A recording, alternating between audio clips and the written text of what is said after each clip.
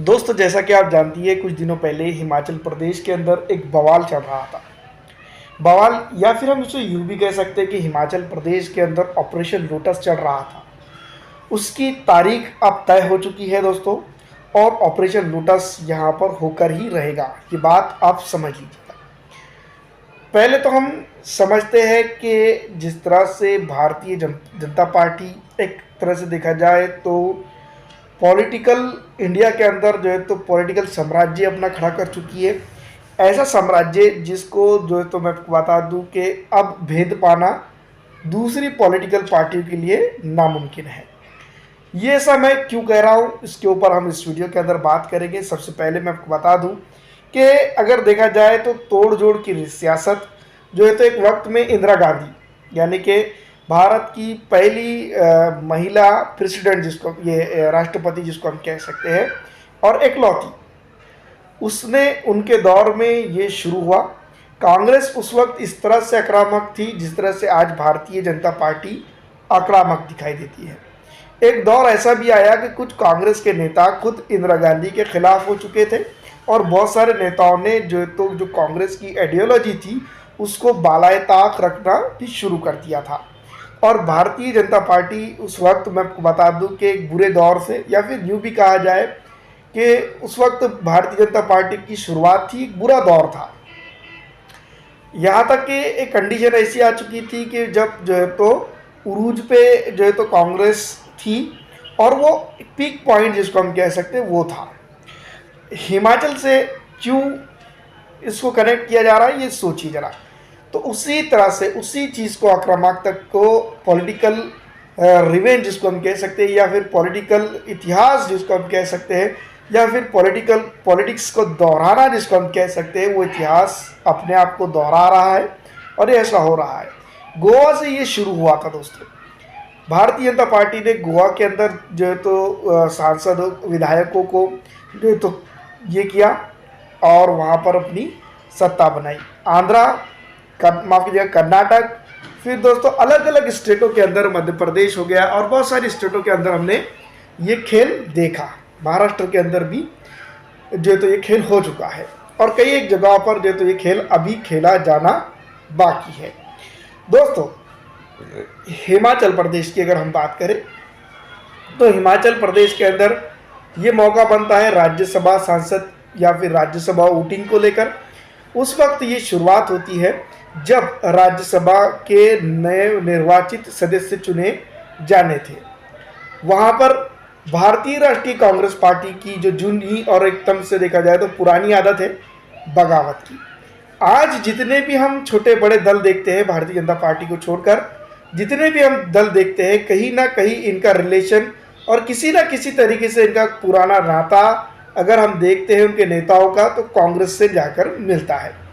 कांग्रेस की जो आदत है, और कांग्रेस ने जो तो इस आदत को अगर छोड़ा नहीं, तो एक वक्त ये भी आएगा कि पुराने, मतलब कि हमारे हिंदुस्तान के नक्शे से पूरी तरह से कांग्रेस जो है तो सिर्फ विपक्ष, या फिर जो है तो मैं बता दूं 2 या 3 हर स्टेट के अंदर 2 या 3 आमदार उनके बाकी रह जाएंगे।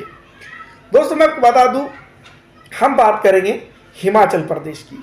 हिमाचल प्रदेश के अंदर दोस्तों मैं आपको बता दूं कि जैसा कि क्रॉस वोटिंग हुई और इसका खमियाजा कांग्रेस को भुगतना पड़ा।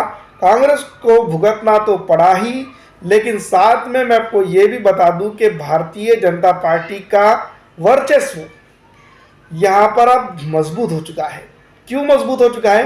क्योंकि ये बात समझ में आ चुकी है कि जो टेस्टिंग होती है, पहले हम माइक टेस्ट करते हैं, उस तरह से भारतीय जनता पार्टी यहाँ समझ चुकी है कि यहाँ के नेता, हिमाचल प्रदेश के जो कांग्रेस के नेता हैं, वो कहीं ना कहीं डगमगा चुके हैं।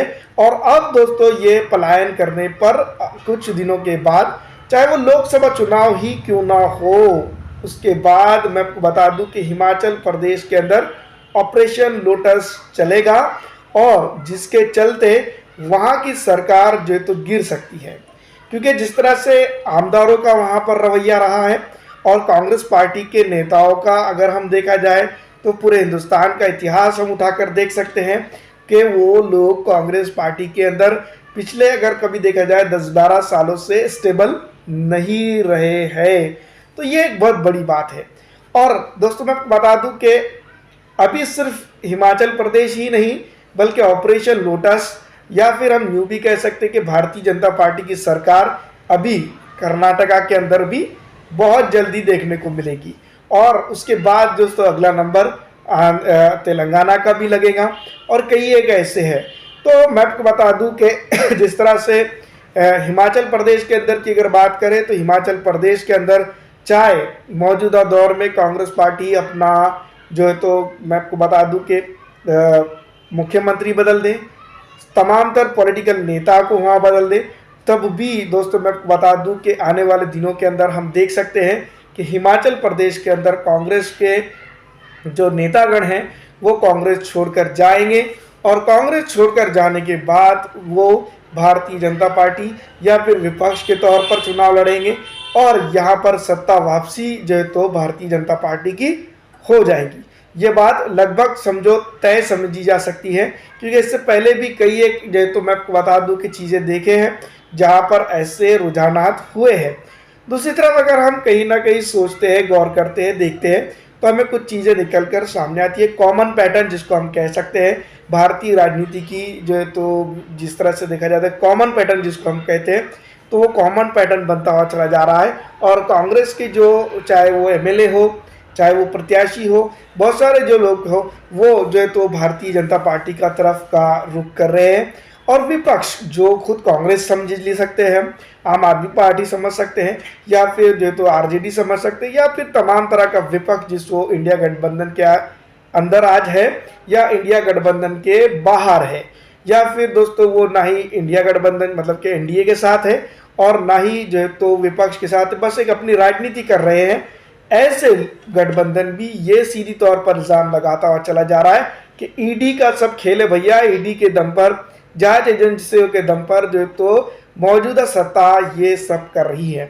लेकिन कुछ दिनों के बाद आप देखेंगे कि भारत के अंदर जब जैसे ही जो तो आचार संहिता या फिर चुनावी जो है तो मैं आपको बता दूं कि बंदिशें जिसको हम कह सकते हैं आमतौर पे वो लगेंगी, उसके बावजूद भी बहुत सारे नेतागण कांग्रेस को छोड़कर जो है तो भारतीय जनता पार्टी के अंदर पलायन करने पे मजबूर हो जाएंगे। हिमाचल ही नहीं, हमने देखा मध्य प्रदेश भी और बहुत सारी जगहों पर एक कॉमन पैटर्न बनता चला जा रहा है कि भारत में कांग्रेस मुक्त भारत का जो सपना भारतीय जनता पार्टी के नेताओं ने कुछ दिनों पहले या फिर बहुत अरसा पहले जिसको हम कह सकते देखा था, वो अब साकार होता चला जा रहा है। और भारतीय राष्ट्रीय कांग्रेस पार्टी की अगर हम बात करें तो कहीं ना कहीं वो अपनी साख खोते हुए नजर आ रही हैं। राहुल गांधी की अगर हम बात करें तो कहीं ना कहीं वो मेहनत तो ज़रूर कर रहे हैं, लेकिन खुद उनके ही जो है तो गठबंधन के एक नेता हैं लालू प्रसाद यादव, वो एक स्टेटमेंट देते हैं कि अब घूमना फिरना जो है तो राहुल गांधी ने बंद करना चाहिए और जो है तो यहाँ पर ध्यान देना चाहिए। तो ये तमाम तर चीज़ें हैं जो मैं आपको बता दूं कि ज़रूरी है। अब ये बात समझ में नहीं आती है कि राष्ट्रीय अध्यक्ष राहुल गांधी है या राष्ट्रीय अध्यक्ष मल्लिकार्जुन खड़गे जी है।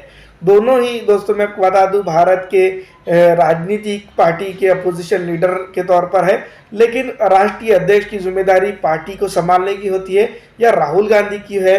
ये बात जो तो लालू प्रसाद यादव इतने दिनों से समझ नहीं पाए। मुझे लगता है, आपको क्या लगता है कमेंट करके ज़रूर बताइएगा।